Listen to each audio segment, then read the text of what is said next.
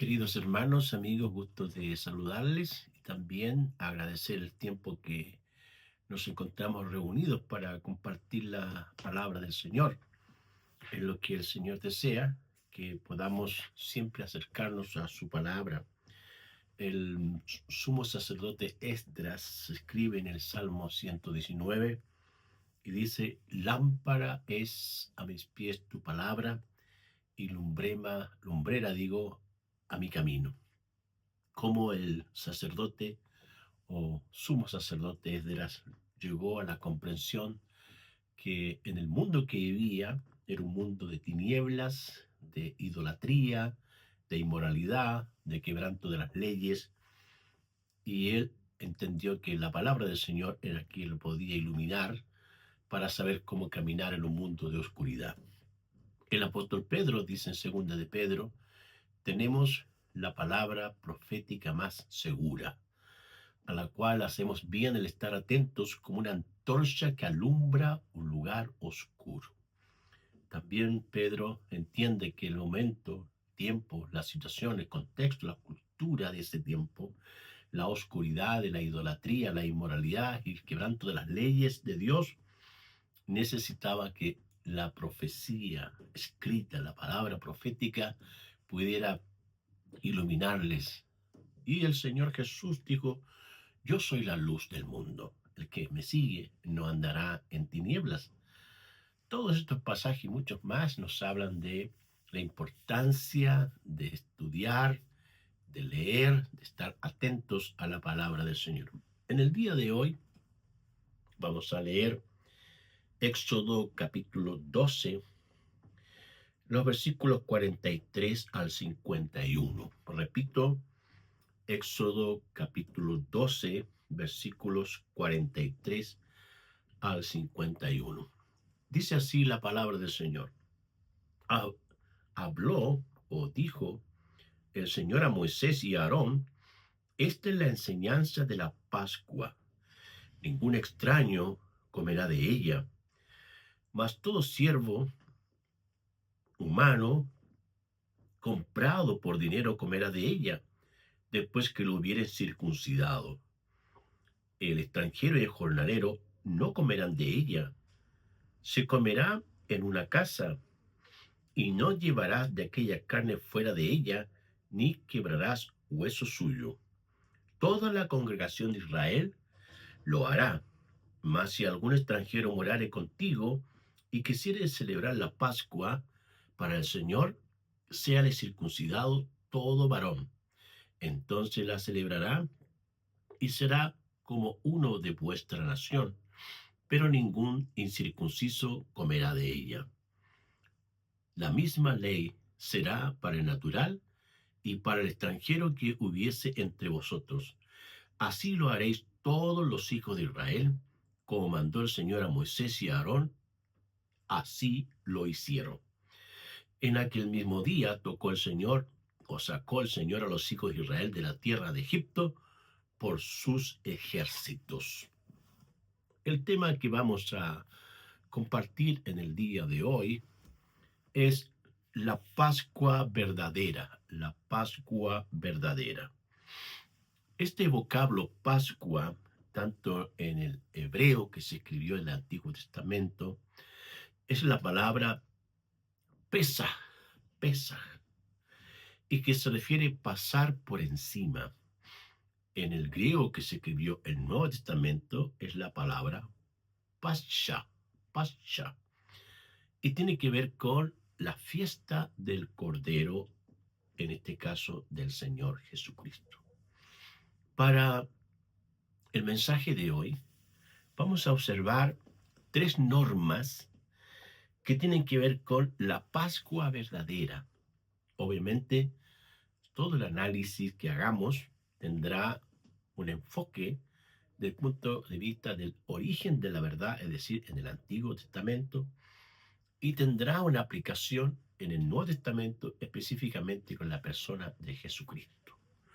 En primer lugar está que la Pascua es un acto, un hecho, un evento establecido por Dios. El versículo 43 Dice claramente, Dios dijo a Moisés y a Aarón, esta es la ordenanza de la Pascua.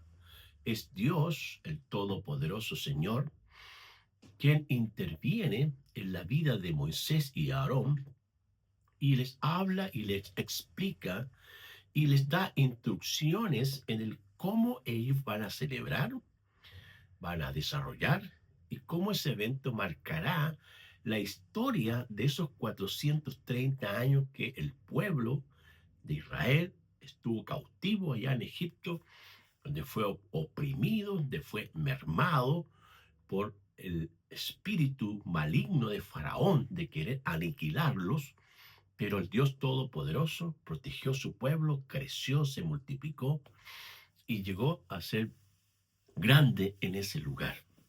Ahora, Moisés, receptivo a los mandamientos, a las instrucciones, a las órdenes de Dios, Aarón también, como la persona que va a ser el sacerdote o sumo sacerdote más tarde, es la persona que establece y sigue lo que Dios quiere que hagan.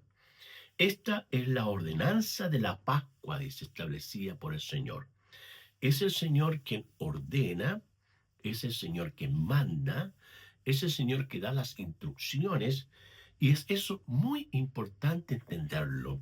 En todas las cosas que nosotros notamos en las Escrituras y el cómo un creyente tiene que vivir la vida de fe, la vida como discípulo del Señor, es entender quién le está dando las instrucciones, quién le está ordenando aquellas cosas.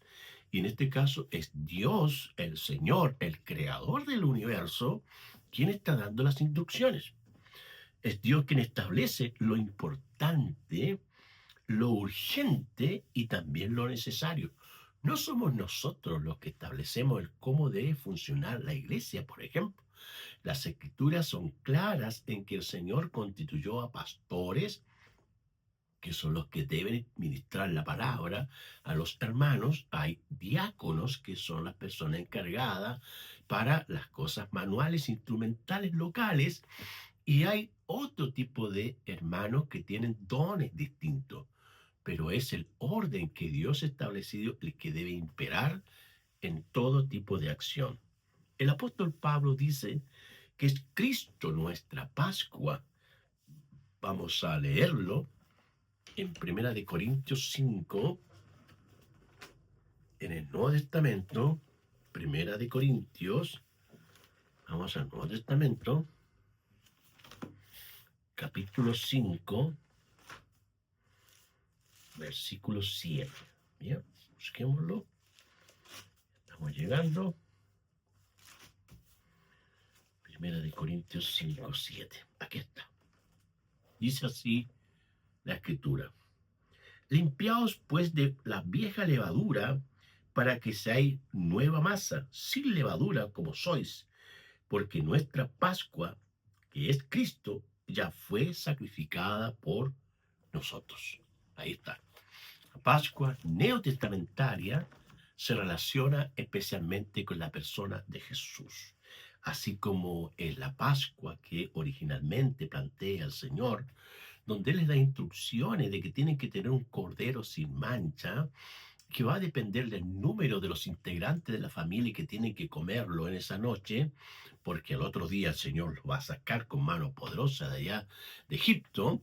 Hay instrucciones también en el Nuevo Testamento. Y Pablo, inspirado por el Espíritu Santo, él le habla y le indica que la Pascua neotestamentaria, la libertad del pecado, la libertad de Satanás, en el sentido de que el creyente es libre de las obras diabólicas y de la obra pecaminosa, solo Jesucristo lo puede hacer libre. Y el mismo Señor dijo, conocerán la verdad y la verdad les hará libres. Aquí la verdad se refiere a Jesucristo el Señor. ¿Bien?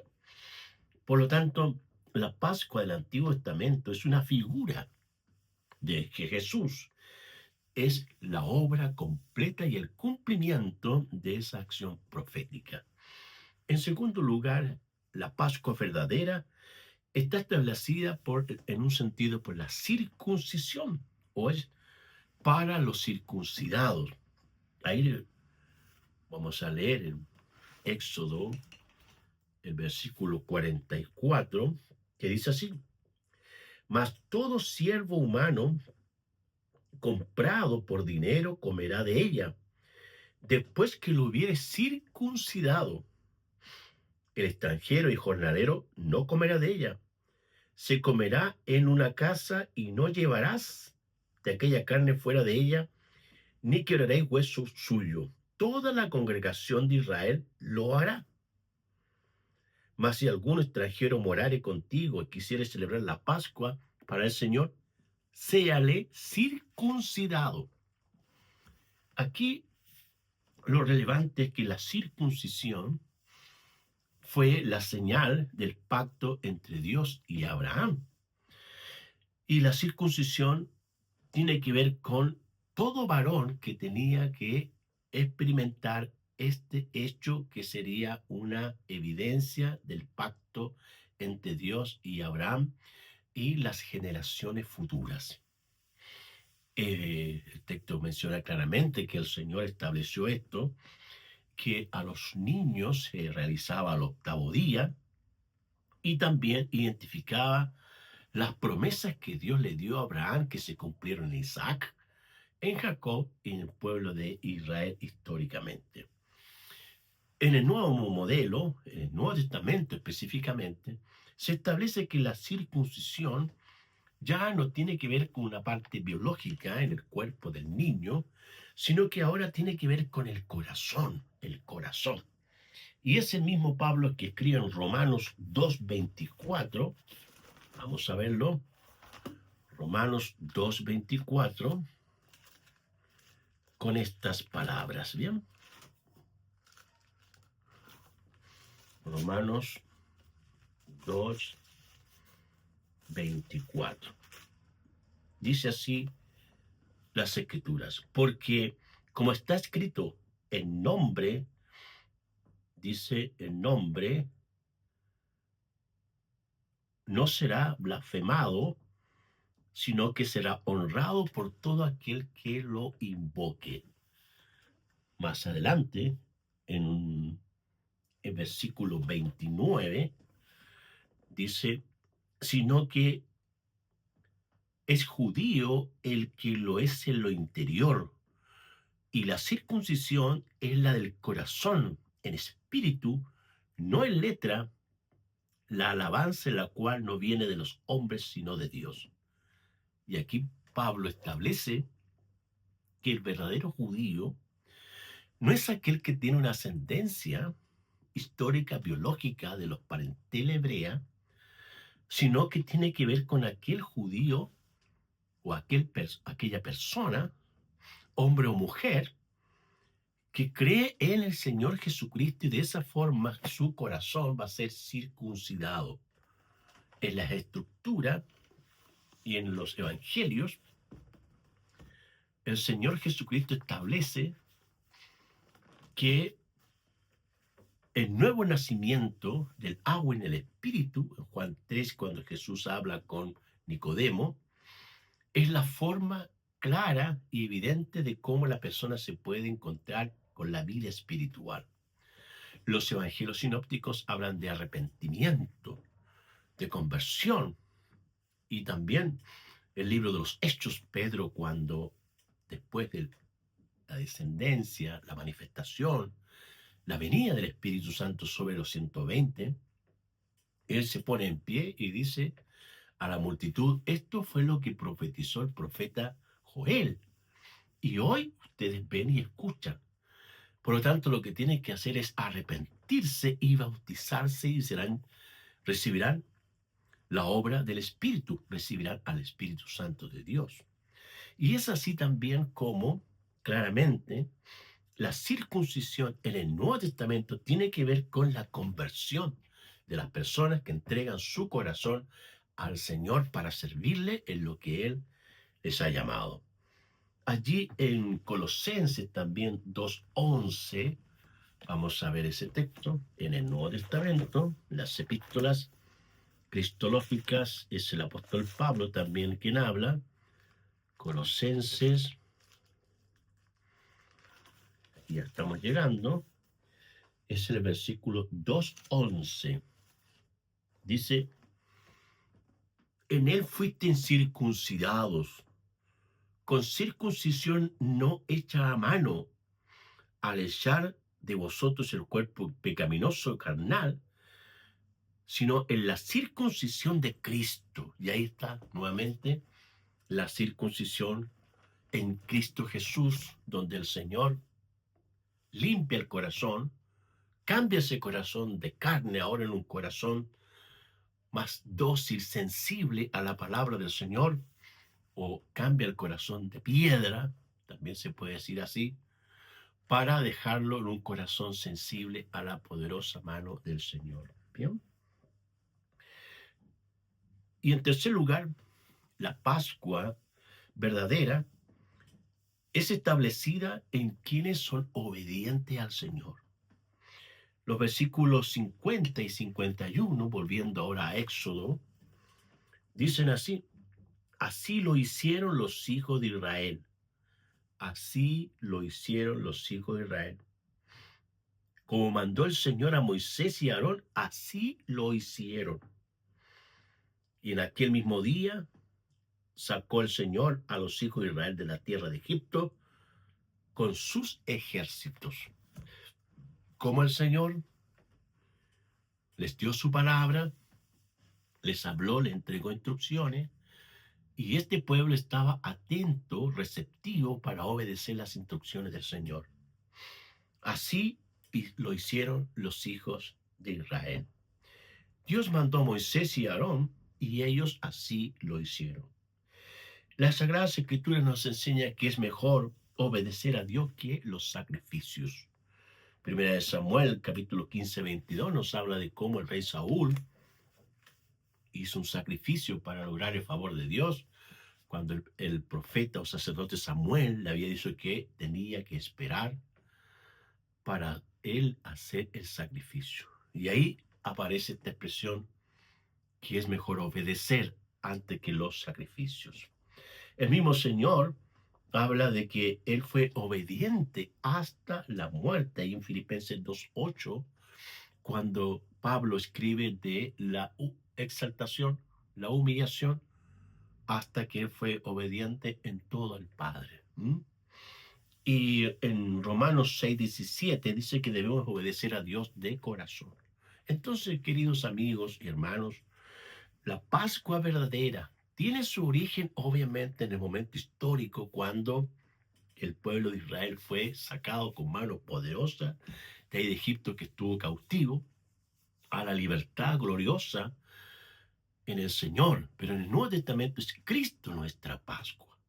Él es el que viene a liberarnos del pecado, de Satanás, viene a liberarnos de la muerte. Y Él nos dice, y le dice a usted también, conocer al Señor es ser libre. La libertad verdadera se encuentra en la persona de Jesús. Por eso Pablo escribe que Cristo es nuestra Pascua. Y en ese sentido, bendecimos al Señor por su obra, por su compañía, por su ayuda, por su gracia que ha sido derramada cada día en nuestras vidas. Y confesamos que dependemos del Señor en todo momento. Que Dios Todopoderoso te bendiga